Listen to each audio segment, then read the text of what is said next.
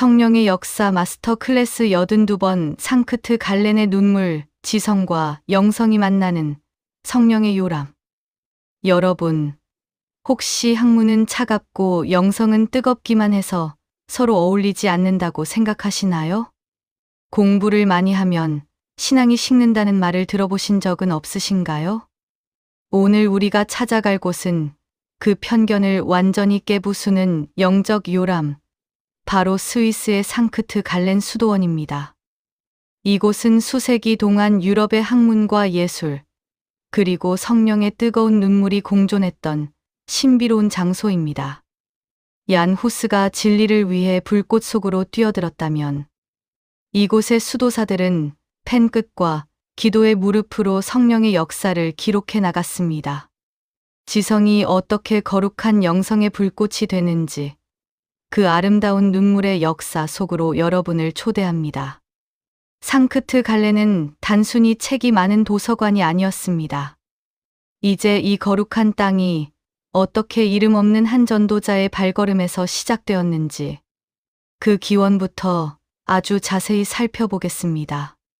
서기 612년 아일랜드에서 온 갈루스라는 이름의 전도자가 있었습니다.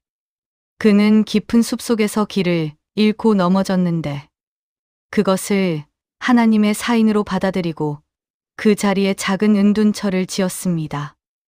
이것이 바로 상크트 갈렌 수도원의 시작입니다. 성령님은 이름 없는 한 전도자의 순종을 통해 유럽의 영적 심장을 만드셨습니다. 갈루스는 숲속의 곰에게 빵을 나누어 주며 복음을 전했다는 전설이 있을 만큼 피조물과 소통하며 성령의 온유함 속에 거했던 사람입니다. 그는 화려한 도심이 아니라 짐승들이 우글거리는 거친 황무지를 택했습니다. 사람들은 그가 미쳤다고 했지만 갈루스의 마음속에는 성령께서 들려주시는 세미한 음성이 있었습니다. 이곳이 내가 거할 처소요. 장차 수많은 영혼이 지혜를 얻을 샘터가 될 것이다. 갈루스는 매일 아침 숲의 정적 속에서 성령의 임재를 구했습니다. 그의 기도는 단순했지만 뜨거웠습니다. 그의 발자취가 닿는 곳마다 성령의 평강이 임했고 야만적이었던 그 땅의 사람들은 갈루스의 온유함 속에서 그리스도의 얼굴을 보았습니다. 성령님은 한 사람의 철저한 고독과 순종을 기초석 삼아 유럽 지성의 자궁을 만드신 것입니다. 성령님은 갈루스의 이 소박한 시작 위에 지혜의 영을 부어주셨습니다. 시간이 흐르며 이곳은 유럽에서 가장 거대한 도서관과 필사실을 갖춘 지성의 전당으로 성장했습니다. 수도사들은 성경을 필사할 때 단순히 글자를 옮기지 않았습니다. 그들은 금가루와 천연 안료를 사용해 성경 구절마다 아름다운 그림을 그려 넣었습니다. 이것을 조명 사본이라고 부릅니다. 성령님은 수도사들의 붓끝에 창조적인 영감을 불어넣으셨습니다. 그들은 한 페이지를 완성하기 위해 수개월 동안 금식하며 기도했습니다. 주님, 이 글자 하나하나가 읽는 이의 영혼에 성령의 빛을 비추게 하소서. 이 필사 작업은 육체적으로나 정신적으로 엄청난 고행이었습니다. 차가운 수도원 바닥에서 등불 하나에 의지에 온종일 허리를 굽히고 글자를 새기는 일은 성령의 도우심 없이는 불가능한 일이었습니다. 겨울이면 손가락이 얼어붙어 붓을 잡기도 힘들었지만 그들은 자신의 고통을 주님의 고난에 합쳐드렸습니다.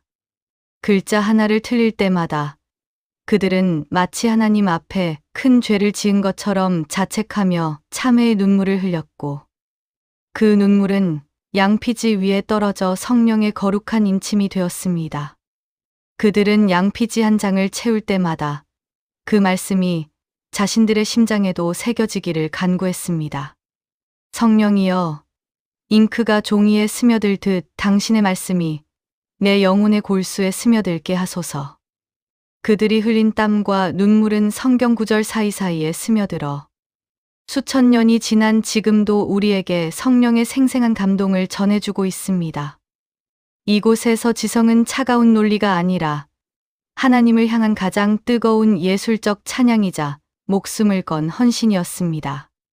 지금까지 상크트 갈렌이 어떻게 학문과 영성의 중심지가 되었는지 살펴보았습니다. 이제는 이곳 수도사들이 성령의 감동 속에 남긴 그 유명한 눈물의 기도와 영적 유산들이 어떻게 유럽을 변화시켰는지 더 구체적으로 확인해 보겠습니다. 상크트 갈렌의 수도사들에게 가장 중요한 일과는 성스러운 독서, 즉 렉시오 디비나였습니다. 그들은 성경을 읽을 때 머리로 분석하거나 비판하지 않았습니다. 대신 성령께서 그 말씀을 통해 오늘 나에게 무엇을 말씀하시는지 가슴으로 깊이 들었습니다. 그들은 한 구절을 수천 번씩 되새김질하며 말씀의 꿀송이를 맛보았습니다. 그들은 말씀을 묵상하다가 하나님의 사랑에 압도되어 자기도 모르게 눈물을 쏟아내곤 했습니다. 이것이 바로 기독교 영성사에서 말하는 상크트 갈렌의 눈물입니다. 이 눈물은 슬픔의 눈물이 아니었습니다. 그것은 죄인이 하나님의 거룩함 앞에 섰을 때 터져나오는 경외의 눈물이었고, 창조주의 무한한 자비에 감격하여 흘리는 기쁨의 눈물이었습니다. 성령님은 그들의 지적 탐구가 차가운 지식에 머물지 않고 살아계신 하나님을 직접 대면하는 영적인 환희로 이어지게 하셨습니다. 수도사들은 도서관의 수만 권의 책들 사이에서도 가장 중요한 책은 내 영혼에 새겨진 성령의 음성임을 잊지 않았습니다. 당시 유럽이 야만과 무지의 어둠 속에 있을 때 상크트 갈렌은 성령의 등불을 밝히는 등대의 역할을 했습니다. 수도사들은 단순히 책을 지키는 자들이 아니라 성령의 지혜를 보존하고 전파하는 파수꾼들이었습니다. 그들이 흘린 눈물은 메마른 유럽의 대지를 적시는 영적인 단비가 되었으며, 그 눈물 고인 눈으로 바라본 세상은 더 이상 욕망의 대상이 아니라 하나님의 영광이 선포되는 성전이었습니다. 성령님은 상크트 갈렌의 수도사들에게 음악이라는 강력한 영적 무기도 허락하셨습니다. 우리가 예배 때 부르는 찬송의 기원 중 많은 부분이 이곳에서 탄생했습니다. 특히 노트커라는 이름의 수도사는 성령의 영감을 받아 시퀀스라는 새로운 찬양 형식을 만들어냈습니다. 그는 태어날 때부터 말을 더듬는 장애가 있었고 신체적으로도 약했습니다. 사람들은 그를 무시했지만 성령님은 그의 영혼에 천상의 멜로디를 부어주셨습니다. 그는 말을 할 때는 더듬었지만 찬양을 할 때는 누구보다 유창하고 아름다운 목소리로 성령의 노래를 불렀습니다. 노트커는 폭풍우가 치는 밤이나 고요한 새벽녘에 성령의 세미한 음성을 듣고 그것을 악보에 옮겼습니다. 그는 찬양은 영혼의 호흡이며 성령의 날개라고 고백했습니다. 그의 찬양은 수도원 담장을 넘어 전 유럽의 성당으로 퍼져나갔습니다. 절망에 빠진 사람들은 그 노래를 부르며 성령의 임재를 경험했고, 죽음의 공포 앞에 선 자들이 하늘의 위로를 얻었습니다. 지성은 정교한 악보를 만들어 질서를 부여했고, 영성은 그 악보에 생명을 불어넣어 영혼을 살리는 노래가 되게 했습니다.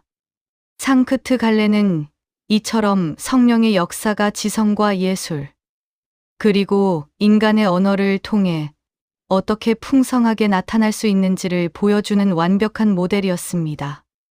그런데 여러분, 상크트 갈렌의 역사가 늘 평탄하기만 했던 것은 아닙니다. 이곳에도 시련의 바람이 불어왔습니다. 바이킹의 침략과 화재, 그리고 내부적인 부패의 위기가 찾아왔을 때마다 수도사들은 다시 본질로 돌아갔습니다. 그 본질은 바로 성령 안에서의 겸손이었습니다. 그들은 수만 권의 책보다 한 줄의 기도가 더 힘이 있음을 깨달았습니다. 위기가 올 때마다 그들은 도서관 문을 잠그고 무릎을 꿇었습니다. 주님, 우리가 쌓은 이 지식이 당신보다 앞서지 않게 하소서. 우리의 지혜가 당신의 영광을 가리지 않게 하소서. 성령님은 그들의 이 정직한 눈물을 보시고 수도원을 지켜주셨습니다. 이곳의 도서관 입구에는 영혼의 약국이라는 유명한 글귀가 새겨져 있습니다. 육체의 병은 약으로 고치지만 영혼의 병은 이곳에 저장된 성령의 지혜로 고친다는 뜻입니다. 성령님은 이곳을 찾는 수많은 순례자의 상처 입은 마음을 말씀의 약으로 치료해 주셨습니다. 학문은 그 약을 만드는 정교한 기술이었고 성령의 임재는 그 약의 핵심 성분이었습니다. 상크트 갈레는 단순히 과거의 유적이 아닙니다. 지적으로는 풍요롭지만 영적으로는 빈곤한 우리 현대 기독교인들에게 성령께서 던지시는 강력한 메시지입니다. 내 지식에 성령의 눈물을 더하라. 내 머리의 깨달음이 가슴의 뜨거움으로 내려오게 하라. 이제 상크트 갈렌의 영적 유산이 어떻게 현대의 우리에게까지 이어지고 있는지 그 웅장한 흐름을 정리해 보겠습니다. 이곳은 훗날 유네스코 세계문화유산으로 지정될 만큼 인류사의 보물이 되었지만 믿음의 눈으로 볼 때 이곳은 성령의 거대한 저수지였습니다. 이곳에서 보존된 성경 사본들과 초기 교부들의 신학, 사상은 얀 후스를 거쳐 마르틴 루터와 존 칼빈에게로 이어졌습니다. 성령님은 조용한 도서관 한 구석에서 펜을 든 이름 없는 수도사의 손길을 통해 장차 전 유럽을 뒤흔들 개혁의 기초를 닦으셨습니다. 성령의 역사는 이처럼 화려한 광장뿐만 아니라 고요한 서재와 먼지 앉은 책장 사이에서도 치밀하게 진행됩니다. 그들이 흘린 한 방울의 눈물은 진리의 바다를 이루는 시작이었습니다.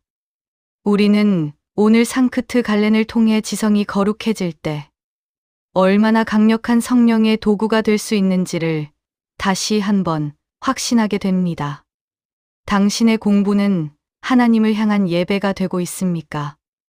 여러분이 읽는 책과 여러분이 쌓는 지식에 성령의 기름 부으심이 있습니까? 상크트 갈렌의 수도사들은 지식을 쌓는 것이 곧 하나님을 알아가는 사랑의 과정임을 몸소 보여주었습니다. 사랑하는 성도 여러분, 오늘 상크트 갈렌의 눈물을 통해 여러분의 신앙의 깊이를 다시 한번 점검해 보시길 바랍니다. 비록 우리가 수도사처럼 평생 필사하며 살지는 않더라도 매일 읽는 성경 말씀이 지적인 호기심을 넘어 영적인 전율이 되어야 합니다. 말씀을 대할 때, 기도의 자리에 앉을 때 성령님께서 여러분의 눈에 거룩한 눈물을 허락하시길 기도하십시오. 세상의 얕은 지식에 함몰되어 영적인 감각이 무뎌졌다면 오늘 상크트 갈렌의 그 순수한 영성을 회복하십시오. 여러분의 평범한 일상이 단순히 세상을 따라가는 것이 아니라 말씀의 지혜를 드러내는 성령의 서재가 되기를 간절히 소망합니다. 하나님은 말씀 앞에 정직하게 눈물 흘리는 한 사람을 통해 어두운 시대를 깨우십니다. 지식이 깊어질수록 주님을 향한 사랑도 더 깊어지는 은총이 있기를 바랍니다. 상크트 갈렌의 수도사들이 보았던 그 찬란한 말씀의 영광이 오늘 여러분의 눈앞에도 선명하게 펼쳐지기를 기도합니다. 이 영상이 여러분의 영혼에 거룩한 지혜의 불꽃을 지폈다면 구독과 좋아요로 이 복음의 소리를 세상에 전하는 사역에 함께해 주시길 부탁드립니다. 여러분의 작은 참여가 잠든 영혼들을 깨우는 성령의 지혜로운 음성이 될 것입니다. 성령님의 역사는 이제 스위스의 고요한 수도원을 넘어 마침내 인류 역사의 거대한 폭풍을 일으킨 현장으로 흐릅니다. 시청해 주셔서 감사합니다. 주님의 평강과 말씀의 능력이 여러분의 삶에 늘 충만하시길 간절히 기도합니다.